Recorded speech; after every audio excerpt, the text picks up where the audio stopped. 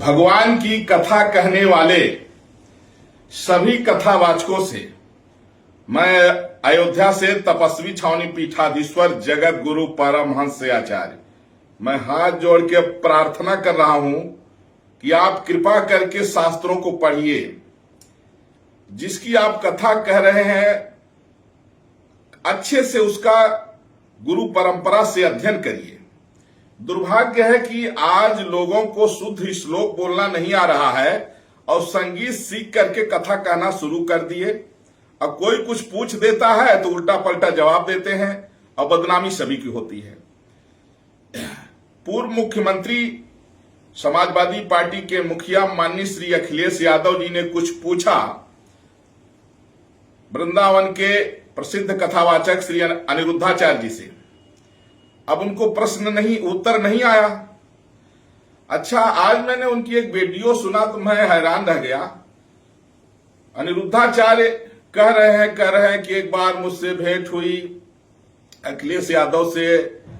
अब बोले वो तो पूर्व मुख्यमंत्री रहे तो तुम वो कहे कि हमने कुछ बताया तो कहे हमारा तुम्हारा रास्ता अलग हो गया। बोले कभी माँ अपने बच्चों से ऐसा कहती है? मैंने माँ बना लिए। इसके बाद कहे कि राजा के लिए तो प्रजा जो है पुत्रवत होती है, वो तो राजा हैं तो उनको ऐसा तो मैंने बाप भी बना लिए, पुत्र बन गए। मैंने आप समझिए, मैं मिला हूं अनिरुद्धाचार्य से, मैंने वीडियो सुना तो हमने सोचा कि न व्यक्ति मैंने केवल कथा कह करके और लोगों को रिझा लेना अलग बात है। शास्त्र पढ़ो ना। अपने को जो है प्रशंसा से फुर्सत ही नहीं है, माला पहनने से फुर्सत ही नहीं है। अरे कुछ समय निकालो, कम से कम 24 घंटे में 7-8 घंटे पढ़ाई करो, शास्त्रों को पढ़ो कि कोई पूछे तो बता सको। हमेशा दूसरे की बुराई ही नहीं करना चाहिए। माननीय श्री अखिलेश यादव जी बहुत अच्छे पढ़े लिखे व्यक्ति हैं और जहां वो गलत बोलते हैं मैं उनकी आलोचना भी करता हूं, लेकिन जहां सही है उन्होंने कुछ क्वेश्चन किया और सही क्वेश्चन किया, उसका आंसर सही देना चाहिए। लेकिन अब व्यक्ति पढ़े लिखे तब तो आंसर दे। केवल संगीत के बल पर अब लोग जो है तो 40 लाख 50 लाख में कथा तय होने लग गई, पैसा कमाने लग गए। भगवान की कथा बेच करके पढ़ाई लिखाई से कोई मतलब नहीं। इसलिए मेरा निवेदन है कि जो भगवान की कथा कह रहे हैं, कृपा करके जिस ग्रंथ को आप कह रहे हैं उसको ठीक से गुरुमुख से, गुरु परंपरा से आप पढ़िए। मेरा निवेदन है। मनमुखी ढंग से केवल नाचना गाना सीख करके वो आप लोग कथा कहना शुरू कर देते हैं और कोई कुछ पूछ दे तो बता नहीं पाते हैं। लोगों को एक श्लोक का शुद्ध अर्थ करना नहीं आ रहा है, शुद्ध श्लोक बोलना नहीं आ रहा है। अनिरुद्धाचार्य जी का जो आज मैंने वीडियो सुना वो खुद बोल रहे थे। एक बार तो वो अखिलेश यादव को अपनी महतारी बना लिए और दूसरे बार बोलते हुए अखिलेश यादव को अपना बाप बना लिए।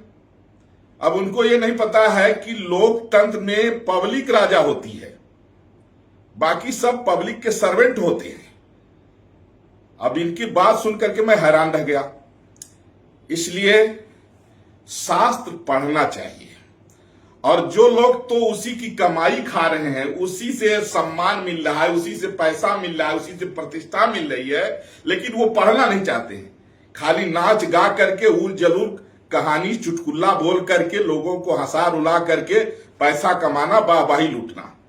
इसलिए प्रसिद्ध कथावाचक अनिरुद्धाचार्य के मैंने जो सुना मुझे बहुत बुरा लगा। उनकी बात सुन करके मैं मिला भी हूं।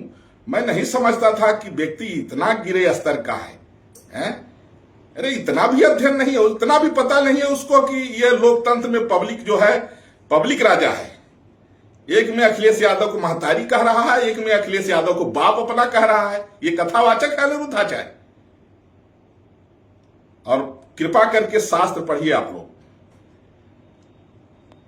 दुश्मनों से तो हम लड़ेंगे, लेकिन जो अपने लोग हैं, हम अपने लोग भी कम से कम अपने सिंहावलोकन करते रहना चाहिए कि अपने अंदर क्या सुधार की जरूरत है।